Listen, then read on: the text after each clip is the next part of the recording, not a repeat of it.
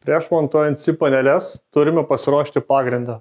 Pagrindui paruošti naudojame medinius bruselius 5x5 ir per vidurį naudojame polistirolą, kad būtų sumažinamas šalčio tiltas. Reiktų atkreipti dėmesį, kad montuojant bruselį nuo krašto reikėtų palikti 12 mm tarpą, kad vėliau montuojant SIP panelę kraštas užsileistų ant pagrindo.